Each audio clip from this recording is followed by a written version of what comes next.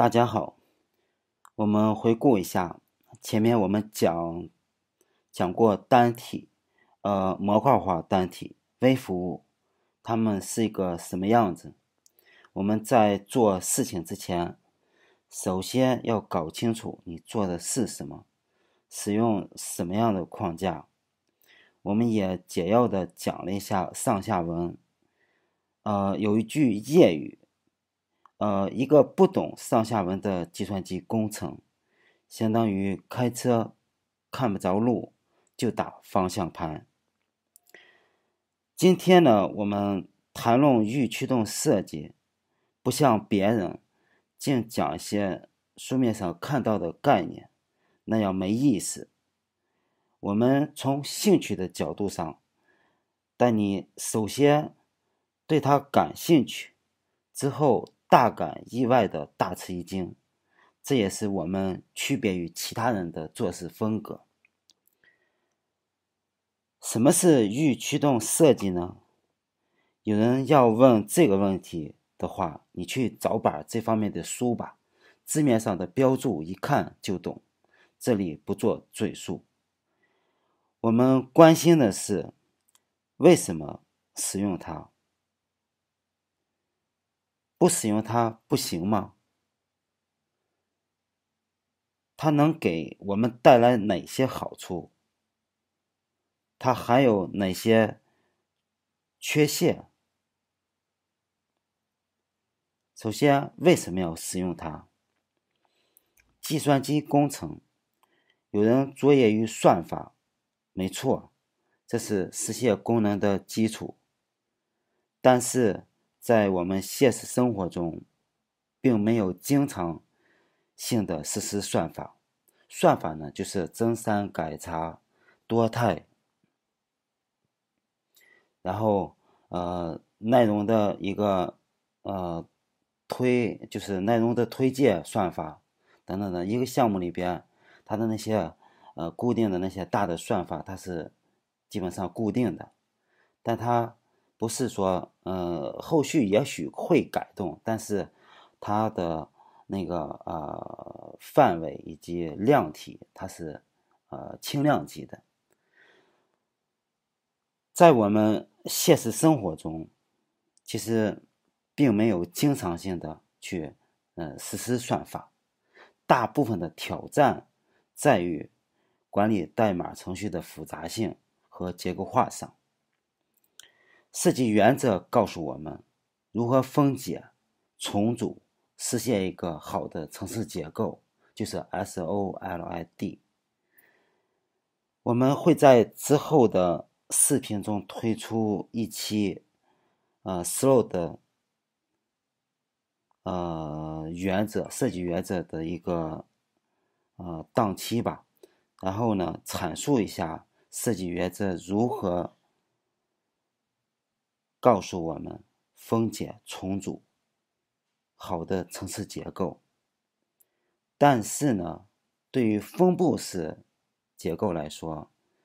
使用 slow 的设计原则，然后这些远远不够，所以呢，我们需要预驱动设计方法论。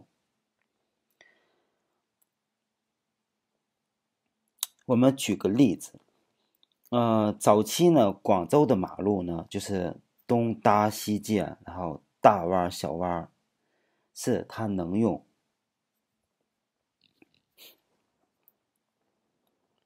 但是呢，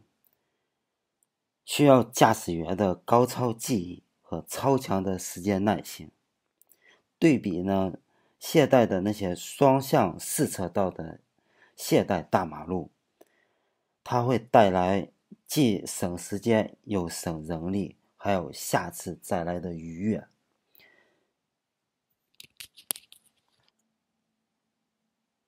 当然，我们生存在这个年代，我们就要追求更好的东西。人一旦没了追求，只剩下苟且，也没有什么大的出息。当然，现在很多人还喜欢留恋广州的老马路，但是那是不追求上进的一种表现，或者是对你工作的一种惰性或者不负责任的一种方式。比如我们开发一个脚手架，做微服务架构的脚手架，它却是在单体基础上去改画画，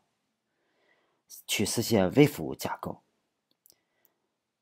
单体本身就是一个耦合性的一个框架，在此基础上搞微服务，你不觉得这样很滑稽吗？像不像我们上面举的广州马路的例子？虽然那是一个年代的产物，搭搭建建，修修补补，实际上它没有效率，最终结果就是效率低下。作为人呢，我们要做有追求的人，追求就是好的东西。什么是好的东西呢？就是2个字：简单。一本好书，寥寥几字，精辟到位；一杯好酒，淡而又淡的香醇。计算机系统呢，不管是视觉交互上，它也应该是简单吧。但是作为人，怎样才能把自己酿到淡而又淡的那份名贵？这就是我们要追求的东西。一个软件设计或者是系统设计，它值多少钱吗？追求质量，节省成本，他们都在搞这2个事情，追求设计，节省成本。现在很多做项目不仅仅只是一个堆代码，它需要设计，所以需要方法论去征服。虽然中国是一个关系型社会，但关系只是一方面，因为谁也不会拿钱扔在地上去听个响。至于那些从关系做的项目，结果设计评审是非常非常的重要的。我们不论男生还是女生都喜欢面子，目的呢就是追求更美好的东西，但是面子呢是有实力才配拥有。或者说从计算机的这个角度上，一个项目一堆单例，你觉得正常吗？我们实现一个软件的结果呢，要可重用性、可维护性、可扩展性。我们一个项目一堆的单体，你觉得正常吗？讲这些的目的呢，就是为了激发大家的兴趣。那么 DDD 呢，给我们带来哪些好处呢？就是说我们在分布式系统结构上使用它做合理的模块，做合适的聚合以及事件，以及从性能的角度上如何应用 CQRS 命令查询责任分离。那它有哪些不足呢？就是更多的从战略角度上进行了一些约束，战术实现角度上匮乏一些，所以呢，我们不能以点盖面，我们要从其他知识方面去补充完善它，形成属于自己的设计方法论。我们今天做这个视频呢，我们的前提就是讲 DDD 呢，目的呢，我们就是为了让大家看到风险，促进呢学习它的必要性。有对解决方法感兴趣的，请加微信，关注我们之后推出的小程序，会给大家讲解合理的解决方案。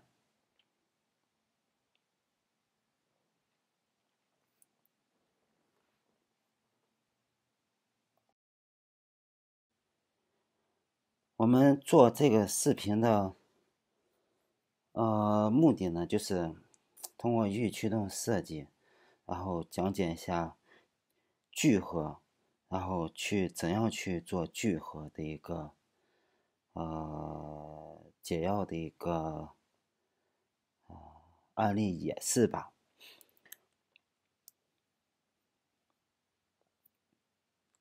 一个在线拍卖的网站，它都有哪些域呢？我们需要对域做一个合理的分解。为什么这一块很重要呢？我们前边也讲过，就说一个项目如果对上下文没有合理的定义，那么它就相当于开车看不着路就打方向盘，这个很重要很重要。为什么很重要呢？它会涉及到你最终的聚合世界的大小以及它的复杂程度。从一个项目的最终的性能的角度上，它很重要很重要，它是做项目的所有做项目的一个前提。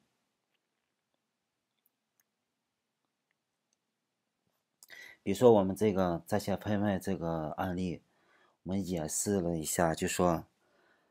这个 listing 这个它是一个就相当于一个拍卖物品的一个清单，就相当于我们电商的一个就说就是商品的一个递归那种层次结构的那种上下文。这边呢sell 呢就是一个销售的一个上下文。这个 membership 这相当于一个拍卖的一个成员吧。比如说我们从自然人然后到拍卖公司的话，你需要交一笔那个这个成员费，然后你才能去去拍卖他的物品，相当于一个会员的一个入会级别吧。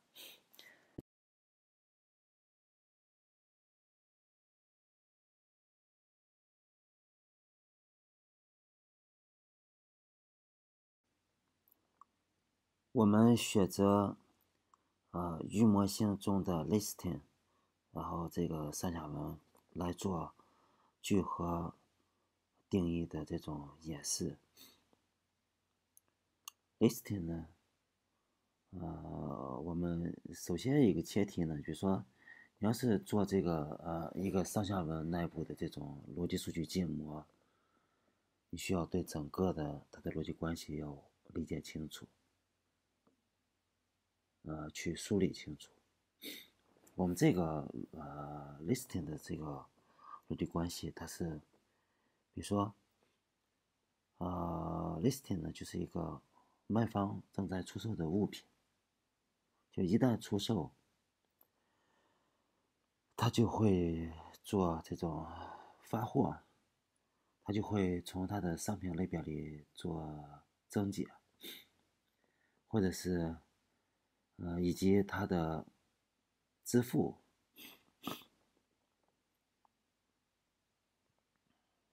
有点感冒。他还可以接受一些 member 的这些成员提出的一些针对他的一些问题，但是回答这个问题的对象呢是卖方给出的答案。listing 这个它也涉及到拍卖这一块，但是呢，它只是拍卖这一块，它只是用到它的信息，但是它具有这一块 listing， 它具有拍卖这一块的销售形式，并且拍卖呢可以就是有许多的这种成员竞标币的这竞标，然后不管在任何时候，就是第一个竞标，他们的始终都有一个中标价，最后呢，另外最后就是成员呢可以无需出价，无需这种 bid，然后出价这种方式，即可观看其他的这种物品listing 这种物品，这就是一个listing 的这个上下文的一个逻辑数据建模。这里的一对一、一对多等等这些定义呢，我们这个视频呢只是对大家讲一些风险，然后需要注意的那些方面，这些对定义一对多、一对多、一对一、一对多等等这些关系是如何定义的，我们当然这里我们不能把所有这些关联都定义在这里，也就是说，这张图让你画，你怎么把它画出来？它定义的那些方式，然后它的这种详细的这种设计思路，然后呢，我们会通过后续的微信，微信之后的那个小程序，然后会给大家做详细的这种讲解。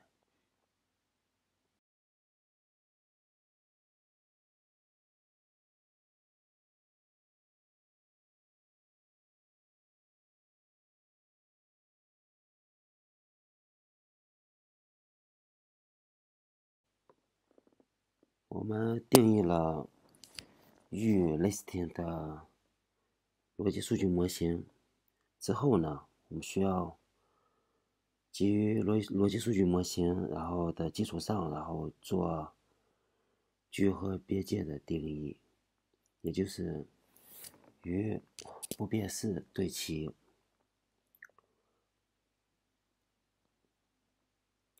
我们聚合边界呢，它怎么去定义它呢？就说什么样的情况下是一个聚合？这样的话，我们需要在整个业务过程当中，然后去寻找那些一起协同工作并且彼此一致的这种对象。然后呢，结合聚合的设计原则，然后就是不变式，小聚合，基于身份，然后每个请求或者是事物仅修改一个聚合的原则下，然后去定义这种聚合的边界。以下是一些比如说这个listing 这是预见上下文的这个一些预规则，比如说我们每个拍卖它的物品清单呢 listing 它都必须至少有一个类别，至少有一个付款方式，至少有一个送货方式，这是这种这些对象，然后他们穷极作为聚合的这种基础，它符合协同工作，然后彼此一致的这种特征。另外呢，就是listing 这个物品这一块呢，它通过拍卖出售，并且有需要跟踪这种中标的这个从开始到结束这种日期成员呢，然后他出价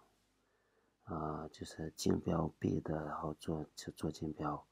然后就是定义一个他自己愿意的这种支付的最高金额，但是只有中标者，然后所需的金额才是才是一个投标。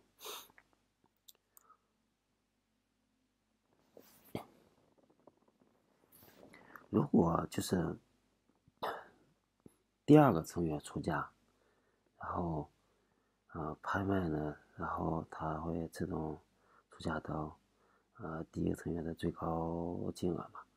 就是每个就自动出价，它都会记录一个记录为一个出价的一个出价的一个记录。另外，成员可以询问 list 的这些问题 ，listing 这些问题，然后呢，由卖方提供答案，然后并结束问题。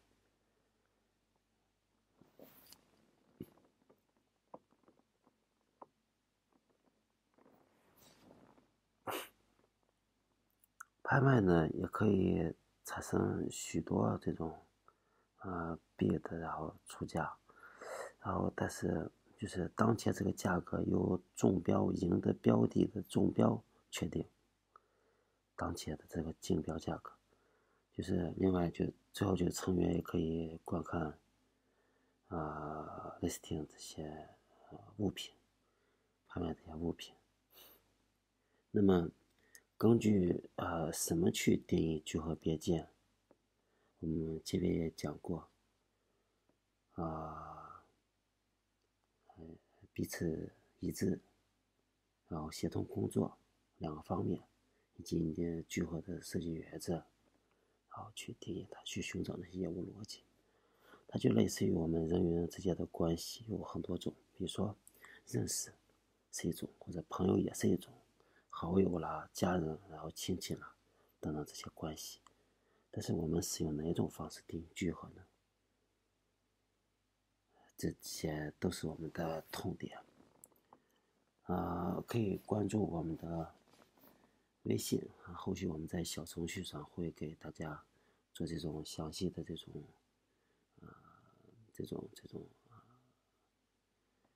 解释方法解决方案，对，解决方案，对。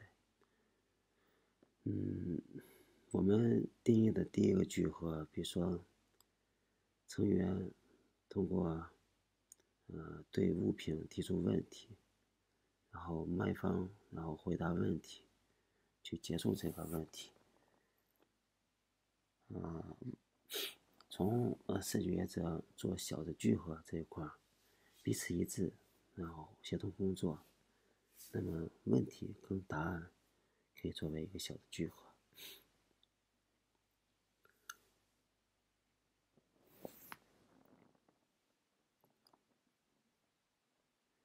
另外呢，像竞标投标跟中标这一块，他们也是协同工作，并且彼此保持一致。他们应用的东西呢，比如说跟物品使用了 listing 的物品，但是 listing 呢只是提供了一个信息，不属于它的那个协同工作，以及但没有彼此一致的这种定义。所以说，投标和中标也可以定为一个聚合。成员投标，然后拍卖呢使用 listing 物品，然后去做中标这种需求。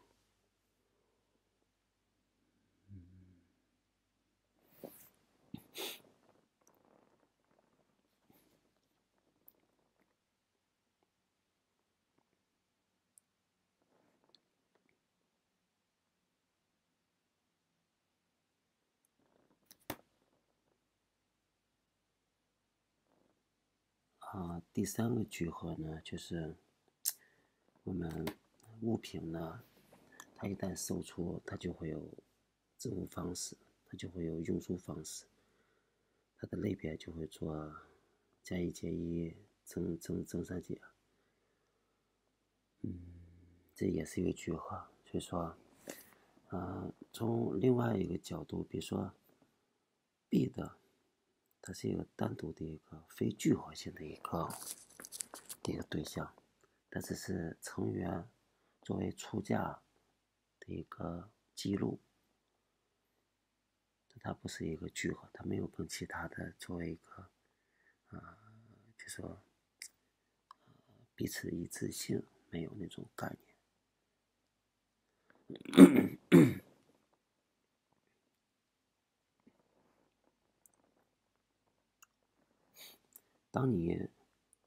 当你定义完你的聚合边界之后，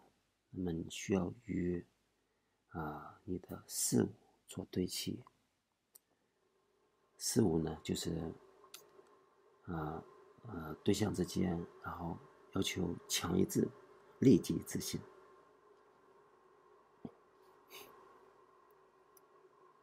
当然，在这个过程当中，我们要考虑，如果你修改的聚合你的数目很大，或者从体积或者数量上它很大的话，那么它的失败几率就会越大嘛。因此呢，我们做这种事物对齐的时候，要努力的修改每个用力的单个聚合，你保持其那个系统性能，知道吗？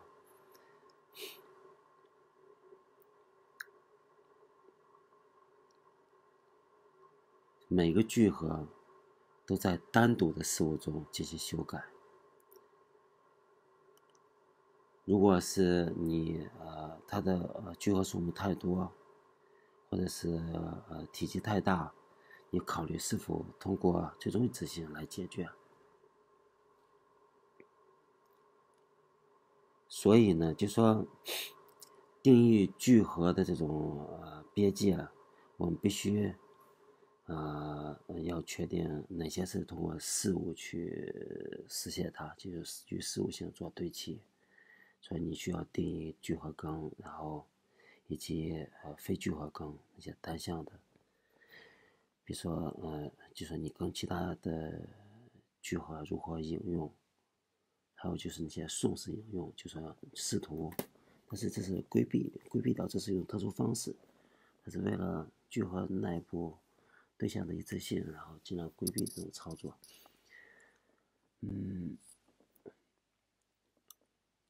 最终一致性这视觉这一块呢，因为我们这个视频呢，它只是做预驱动设计的